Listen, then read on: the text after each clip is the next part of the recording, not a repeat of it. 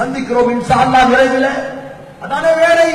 வேற என்ன? இந்த சமுதாயத்தை பாதுகாப்பதற்கு எஞ்சி உள்ளது எங்கள் உடல்களில் உயிர்கள் மட்டும்தான். அதையும் இந்த சமுதாயத்தில் கொடுப்பதற்கு ஒவ்வொரு தாமமும் தயாராக இருக்கிறார். இந்த மண்ணில் வேற என்ன இருக்கிறது?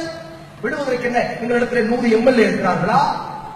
எம்பி பதவி ராஜினாமா செய்வதற்கு எங்களிடத்தில் 200 எம்பிக்கள் உண்டா? 10 எம்பி உண்டா?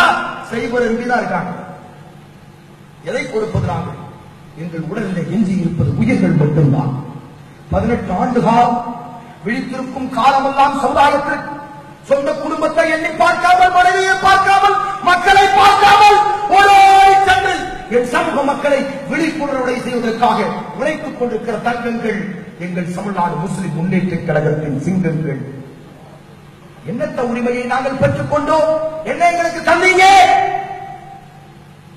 அரசியல் கட்சிகளுடைய காலடிகளே கிடந்தவன் என் சமுதாயம். திமுக பொதுக்கூட்டம் நடத்தினா இந்த கூட்டம் சேருவாங்களா? இல்லை. இது காசுக்காக வருகிற கூட்டம் அல்ல. இது ஜெயலலிதாவின் டாஸ்மாக் மதுவுக்காக வருகிற கூட்டம் அல்ல. ஈமானிய உறுதியிலே அல்லாஹ்வுக்காக வருகிற கூட்டம். இது அல்லாஹ்வுக்கான கூட்டம். சத்திய இஸ்லாத்தை கையிலே ஏந்தி அடக்குமுறைக்கு ஆளாக்கப்படுகிற ஒரு சமுதாயத்துக்கு குரல் கொடுப்பதற்காக தங்களையே அர்ப்பணிக்க வந்த கூட்டம். அதைத்தான் நீங்கள் இன்னைக்கு பார்த்துக் கொண்டிருக்கிறீர்கள். அன்புக்குரிய சகோதரர்களே, எங்கே இருந்து வருகிற வார்த்தை இது?